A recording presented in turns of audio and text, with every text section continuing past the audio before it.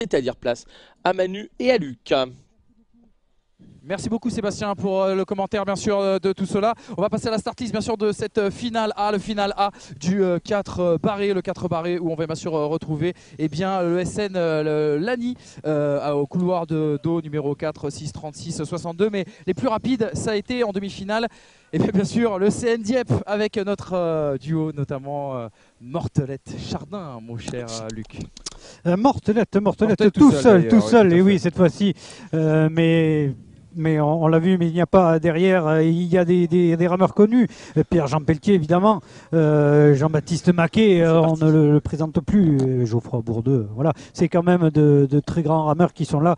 Et avec, Dorian Mortelette qui était sur ce 8. Et on va suivre cette finale, mon cher Luc. Voilà, On va regarder ça en direct avec Sébastien Roux. Oui, c'est parti dans cette finale avec, pour ceux qui suivent sur Dailymotion, les images du catamaran avec, évidemment, le bateau de Dieppe, le CN Dieppe qui a pris dès le départ les affaires en main. On a passé le premier 500 mètres de course, semble-t-il, dans cette épreuve du 4 barré masculin. Deux bateaux se sont dégagés aux avant-postes. C'est Dieppe et Mâcon. Mâcon qui a tenté le tout pour le tout, emmené par Barthélemy Agostini, Beltran, Hidalgo, Antoine Nougared et Nicolas Vallet, barré par Anthony Benoît. Les Mâconnais ont tenté de partir très fort au contact des archi-favoris, c'est-à-dire les Dieppois, Dorian Mortelette, Pierre-Jean Pelletier, Jean-Baptiste Maquet, champion du monde en couple et en pointe, 2602 de couple avec Adrien Hardy et en 2010 en 400 barreurs, avec également Geoffroy Bourdeux, barré par Amélie Ouvry. Les Dieppois qui se sont porté au commandement. Et ensuite, il y a un groupe de 3 qui se dessine. Aviron Bayonnais, Lani et le CA Nantes pour la bataille pour la 3e place, avec un avantage pour l'instant pour Lani, mais c'est dans un mouchoir de poche avec l'Aviron Bayonnais dont il faudra se méfier pour la fin de parcours. Nous avons franchi la mi-course avec un bateau au commandement, à savoir le club nautique de Dieppe du côté de la Seine-Maritime. Parce que les Dieppois sont en train de construire un très beau parcours face à un bateau Mâconnais, Lindo 2, qui a décidé de tenter le tout pour le tout, de tenir le rythme imposé par les Dieppois. Ils sont à un tiers de longueur de retard. On est à plus de 36 coups d'aviron par minute comme rythme de train. Mais ce n'est plus un train, c'est le TGV Dieppois qui est tout de même menacé par les Mâconnais. Est-ce qu'il y aurait une surprise? Mais attention, on les connaît les Dieppois, il y a des chevaux dans le bateau, il y a de la puissance dans le moteur. Et là, attention, le TGV va être bientôt lancé. Surveillez bien ces tenues bleues et jaunes, alors que Mâcon en or et noir tient le rythme. Et ils sont en bord à bord avec les Dieppois. Ça serait la surprise de ce championnat de France en 4 barrés. Les Mâconnais qui font largement mieux que se défendre. Ils tentent le bluff jusqu'au bout face à Dieppe. Ces deux bateaux sont aux avant-postes. Après, on assiste à une lutte entre Lani, le CA Nantes et l'Aviron Bayonnais. Passage au dernier 500 avec un bord à bord intégral entre Mâcon et Dieppe. Mâcon qui tente le forcing maintenant pour décaler le bateau dieppois, mettre le doute du côté des Normands. Est-ce que les Bourguignons vont réaliser le lièvre et la tortue et servir de tortue dans cette finale pour aller, à la différence de La Fontaine, s'imposer face à Dieppe? Ça serait la très grande surprise de cette finale du 4 de pointe avec barreur masculin. Alors que pour la 3e place, c'est Lani, semble-t-il. Lani qui a repris l'avantage pour la 3e place face à l'Aviron Bayonnais, 5e, le CA Nantes, 6e, la CBB.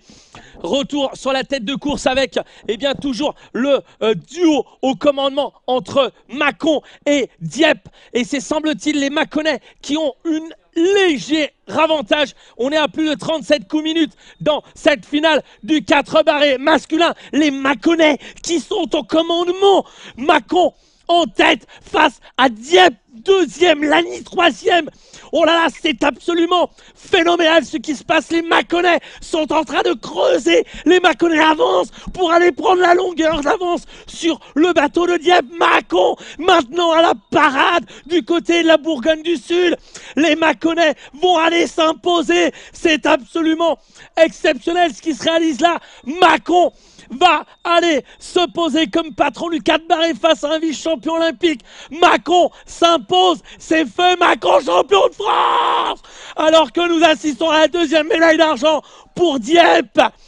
Troisième pour Lagny, médaille de bronze. Quatrième, l'Aviron Bayonnais. La cinquième place, ça sera pour, eh bien, le bateau du cercle de l'Aviron de Nantes, alors qu'il y a eu un souci, semble-t-il. Et vous voyez les Mâconnais ravis. Anthony Benoît, le barreur, debout dans le bateau du côté de Mâcon, parce que il réalise tout simplement le hold-up. C'est le hold-up de ce championnat pour l'instant. Les Mâconnais face aux archi-favoris, les Dieppois, vous les voyez, avec un regard différent. C'est un pari. Il faut le signaler, c'était un pari pour, eh bien, Dieppe, qui jusque-là était champion de France en 2 de coupe, dominateur. Ils ont tenté le pari du 4 barré. Il faut leur reconnaître ça. Ils ont tenté un pari, ils ont joué jusqu'au bout. Et malheureusement, ils font deuxième magnifique, brillante victoire mâconnaise. On va reprendre un peu nos esprits. Le temps de retrouver ceux qui sont nos calmes à nous. Manu et Luc, à vous. Merci beaucoup Sébastien. Et ben moi j'ai perdu mon pari, voilà, je finis à l'eau à la fin de cette retransmission. C'était le pari, je vais tenir mon engagement, c'est promis. Même si c'est interdit bien sûr de se mettre à l'eau, vous le savez, mais on le fera quand même. Donc la victoire est le hold-up, je sais pas si c'est le hold-up, hein. Seb a dit le hold-up, mais quelque part Mâcon, il y a quand même de la qualité, notamment avec ce Barthélemy Agostini, mon cher Luc. Oui, oui, tout à fait. Et puis même si on regarde les temps réalisés lors des demi-finales, il y avait 2 secondes. C'était pas une nette domination, même si sur le papier, eh bien, on aurait pu penser, en effet, comme nous l'avons annoncé, que la classe internationale aurait prévalu. Mais il ne faut pas l'oublier, on va passer tout de suite la main à Seb, mon cher Luc, excusez-moi, ça se bouscule, ça va vite. Le podium tout de suite avec Sébastien Roy. Oui, on appelle donc au podium et voici les Mâconnais médaille d'or qui vont venir accoster. Nous appelons deuxième et médaille d'argent le club nautique de Dieppe. Troisième et médaille de bronze, la société nautique de Lagny. Voilà, ils vont débarquer. C'est à vous, vous allez les avoir en interview dans cette zone de Kiss and Cries. Et malheureusement, je suis pas du côté de Dieppe. Je pense que ce sera plutôt la soupe à la grimace, malheureusement, pour ce bateau dieppois. À vous, messieurs. Voilà, donc l'arrivée au ponton donc, pour Dieppe. Alors, voilà. Alors si Manu veut reprendre la main, il n'y a pas de souci. C'est bon, on va retourner au bord du bassin où les Mâconnais viennent d'arriver dans une ambiance complètement électrique ici. On va bien sûr essayer de vous faire vivre tout cela avec voilà, ces 5 garçons, les 4 rameurs, le barreur qui sont ici. Écoutez un petit peu l'ambiance, on vous la laisse vivre. Les applaudissements bien sûr et la joie. Le hold-up, la surprise, je ne sais pas quel mot on peut utiliser. On va peut-être leur poser la question. On va surtout les laisser venir vers nous. Et vous voyez la joie extrême. La joie extrême. C'est pas rien ce qu'ils ont fait parce que Dieppe a fini deuxième. Dieppe a fini deuxième avec un garçon qui s'appelle quand même Dorian Mortelette dans cet autre bateau. Est-ce qu'à votre avis, il a payé les efforts justement des championnats d'Europe sur le 8 français? Je ne sais pas. Peut-être que c'est par contre justement Mâcon qui a su préparer ce bateau avec des rameurs de talent et qui a su bien travailler plus cette homogénéité, alors que le bateau de Dieppe est peut-être arrivé avec justement des rameurs internationaux ont eu du mal à préparer vraiment ce bateau, et qui a fait qu'aujourd'hui c'est le collectif qui a prévalu sur la performance individuelle. On rappelle bien sûr les résultats. La victoire donc de Mâcon en 6-17, c'est un temps canon. Deuxième Dieppe et puis troisième bien sûr Lagny, le SN Lagny. On va les récupérer, ces Mâconnais, ils vont venir vers nous. Ils sont en train de profiter un petit peu et on le comprend, les familles, les copains qui sont venus tout au bord de ce bassin, c'est pas rien ce qu'ils ont fait, c'est une grosse performance. Peut-être l'une des premières surprises de cette journée, Luc, on le disait en tout cas tout à l'heure avec Sébastien aux commentaires. Voilà, il profite, hein. Vous voyez les bises, les accolades, voilà, c'est aussi la concrétisation de mois de travail, d'efforts. Combien de temps on passe sur un bateau en moyenne dans une journée, mon cher Luc, pour bâtir une performance comme ils l'ont fait aujourd'hui? Pour bâtir une performance comme ça, il faut s'entraîner, allez, je dirais au moins 10 fois par semaine, à raison des sorties de 2 heures en bateau environ, voilà, pour arriver à avoir cette cohésion et pour être au plus haut niveau. Allez les Mâconnais, il faut qu'ils viennent vers nous, ils ont beaucoup de fair play, hein.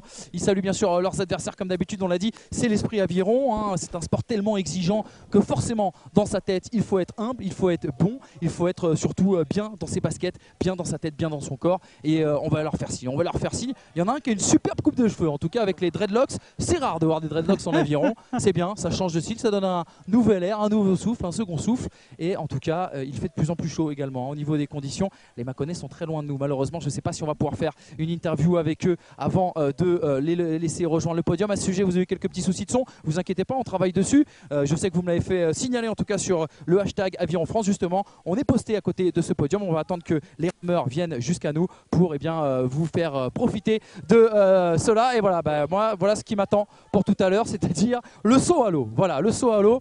Voilà, comme les Mâconnais, et les Mâconnais ils en avaient bien besoin, c'est vrai qu'il fait chaud, ça pourrait nous faire un petit peu de bien également, mon cher Luc. Voilà, alors on va les laisser revenir vers nous, ils vont être tout mouillés, on voit un petit peu de déception également, hein, du côté de Dorian Mortelette, c'est normal qui prend c'est un enfant, c'est son enfant, c'est ça mon cher Luc, il est papa, notre ami Dorian Mortelette. Oui, mais même du côté de Dieppe tout court. Alors on va les s'approcher justement, regardez tout le monde part à l'eau.